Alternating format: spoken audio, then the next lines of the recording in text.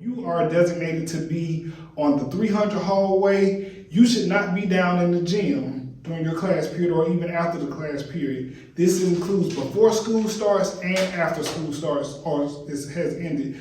After that 3:15 bell, you should be exiting the building. Either you're going to the bus ramp, or you're going to the car rider lane, or you're going with a coach or a club sponsor. But you should not be roaming the hallways, and you should not be in an unauthorized area. Dress code. For some reason, we're having a hard problem this year, especially with our hoods, our hats, and our skull caps.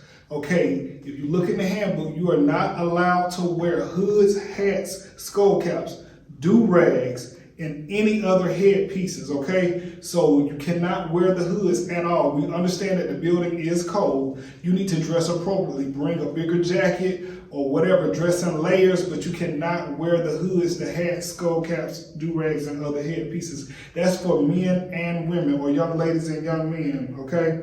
Jeans with the holes above the knee. We all know that is fashionable right now. However, it is not appropriate for school. So make sure that if you're going to wear the holes above the knee, anywhere above the knee, you should have some type of covering. That could be tights, that could be shorts, or some type of leggings to cover the skin that is shown or exposed in the jeans. Ladies with the midriff tops, we should not see any area of your stomach.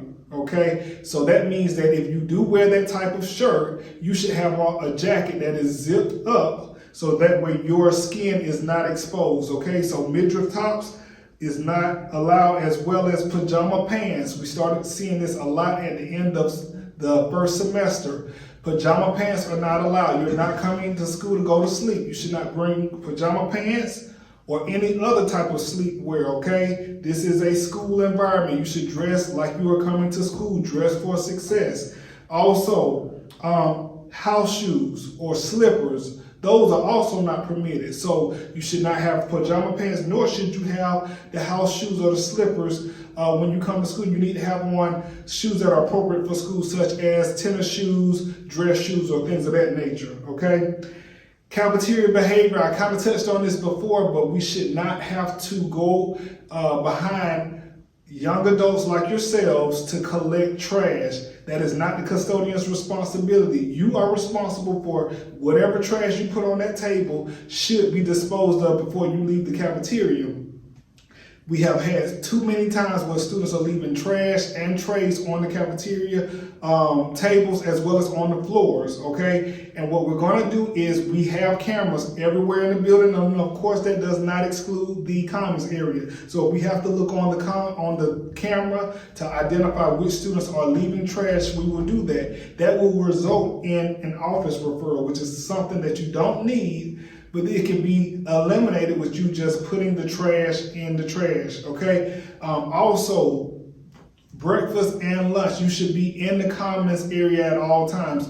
Anything outside of that, you are in an unauthorized area. You can't go to another area and eat your lunch, okay? If you're going to the media center during your lunchtime, you must have a pass, okay? Please understand that. So if you are in the commons area, you must stay in the commons area the entire time of your lunch period, okay? So skipping classes, that's the next thing that I'll be discussing. And when we're talking about skipping classes or skipping school, this includes leaving during school hours for lunch anytime without checking out or in and out of school and being in areas that you're not designated to be in. So when we're talking about skipping your classes, even if you're in another teacher's class, you don't have permission from your actual teacher of record for that period, that is considered to be skipping class. If you're leaving school during lunch to go get something, you're skipping school. So we have to make sure that for your safety that you're in where you're supposed to be at all times. Now, if we find out that you are skipping class or skipping school, again, there will be disciplinary consequences for that. The main purpose of, and the reason why we stress that you are where you're supposed to be at all times is because, number one, your safety, and number two, you need to be in your classes to ensure that you are getting the assignments that you're supposed to be getting and that you have the best grades possible. Excessive unexcused tardiness to school.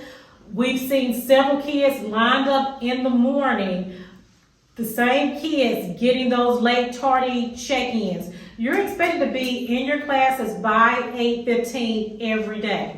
So if you know that you're typically 5 minutes late, try getting up or leaving home 5 minutes earlier so that you can be here in class on time.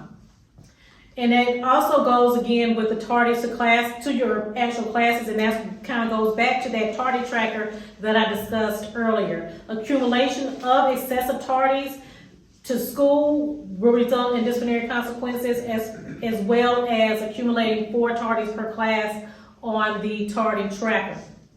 Cell phone uses. Every class that you go in has cell phone caddies in the classes. You're responsible for putting your cell phone in that caddy each class period. You're not allowed to use your phone in class for whatever reason. So if your teacher sees your phone, they have a right to ask for your phone and to bring your phone up to the front office, and your parents will have to come and get your phone from the front office. If you refuse to do that, that goes into insubordination and the electronic resources infraction in our handbook. And again, those are consequences that you're going to have to receive for not abiding by those rules. And some other things in addition to insubordination. So if your teacher asks you to do something and you do not comply, that again is considered to be insubordination. So it's important that you are respectful and you are following the rules of your classes, in the school, and exhibiting those ACEs behavior. Bus conduct and conduct on the bus ramp. Again, Mr. Howard discussed a little bit of that earlier when he was talking about how ACEs looked on the bus ramp.